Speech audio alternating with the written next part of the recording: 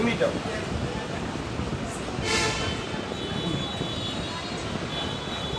Collector লেখা থাকবে, sorry emitter. আর যদি এটা মসফেট হয় তাহলে লেখা থাকবে হলো সোর্স। আর ডান পাশে যেটা আছে এটা লেখা থাকবে হলো, যদি ট্রানজিস্টর হয় তাহলে লেখা থাকবে বেস। আর যদি মসফেট হয় তাহলে লেখা থাকবে হলো গেট।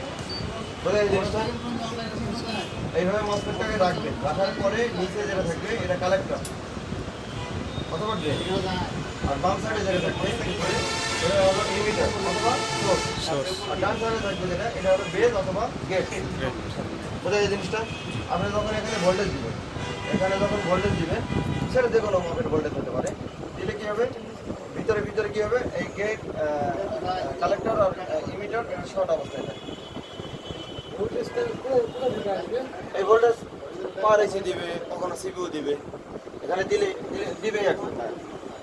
ওখানে কি আছে বিভাস থাকে, বিভাস তাই না? জি, এখানে বিভাস থেকে আপনার একটা 1.7 আর একটা হলো 2K, দুটা রেজিস্টার দিয়ে কিন্তু এখানে ভোল্টেজ দিচ্ছে। কোথায়? এই যে দিছে না?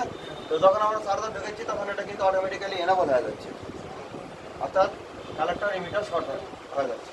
তো কালেক্টর কার সাথে আছে? কালেক্টর আছে হলো চার্জিং আইসি।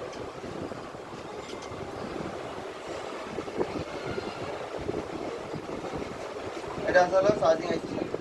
তাহলে এই জিনিসটা এখানে ভিভাস দেওয়া আছে, ভিভাস।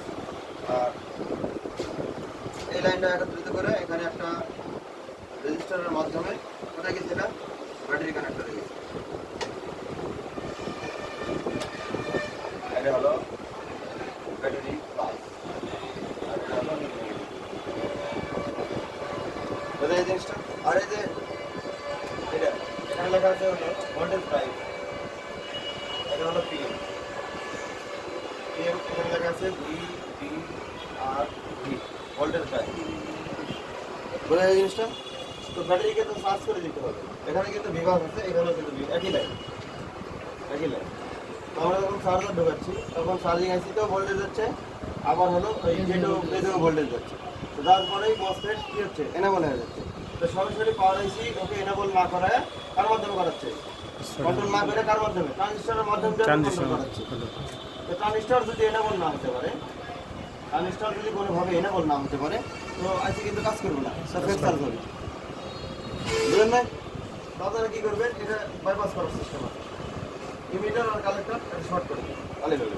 তো মূলত যে ঘটনাটা ঘটে, এই যে লাইনটা এখান থেকে ডিসকানেক্ট করে, আমরা কী করি চার্জিং আইসি থেকে এখানে কালেক্টরের লাইন একটু বাইপাস করে দিই।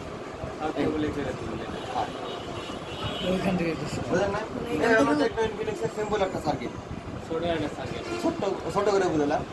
আরও কিছু আছে, এইভাবে চার্জ হয় কিন্তু ব্যাটারিটা।